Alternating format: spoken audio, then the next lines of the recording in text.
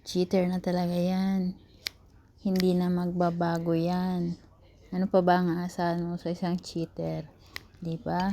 Nagawa niya nga ng isang beses. Siyempre, may number 2, may number 3. Kaya kapag alam nyo na chinit na kayo, niloko na kayo, at pinagpalit na kayo sa iba, aba, tumigil ka na. Mauntog ka na. Hindi na magbabago yan. Di ba? Ano aasahan mo pa dyan? Sa tingin mo ba, babalik pa yan ng ayos sa'yo? Ikaw, matatanggap mo pa ba siya ng buong buo? Di ba, stress na ang dala niyan sa'yo?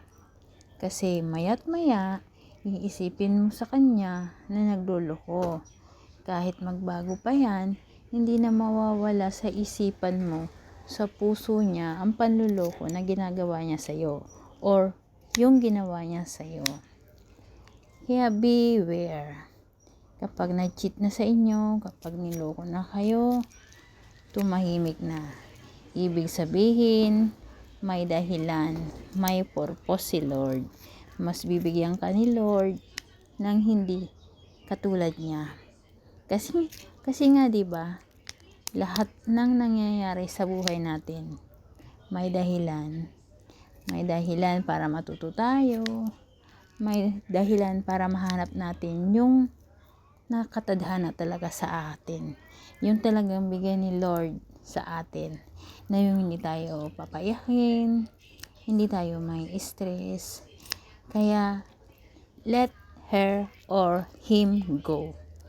Huwag mong panghinayangan yung mga taong ganyan. Kasi, you know, karma is always there and waving.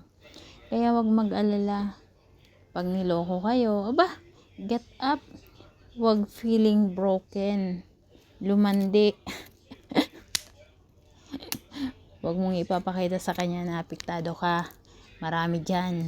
Hindi mo pa nahahanap nga lang. Kaya let him go or let her go. Diyos mio. Marami ka pang mahanap dyan. Or marami pang makakahanap sa'yo. Kaya hanggat hindi mo binabitawan yung lalaking manluloko, naku, hindi mo mahahanap yung talagang para sa'yo na tinadhana ni Lord. Kaya, wag magpakatanga ha. Maging wais. Wag yung iiyak-iyak. Wag feeling biktima. Walang ganon. Dapat go lang ng go. Diba? O sige na. Kapag chinit ka na, kapag niloko ka na, wag ka nang iiyak-iyak dyan. Wag ka nang kung ano-ano pa. Okay? Okay, bye.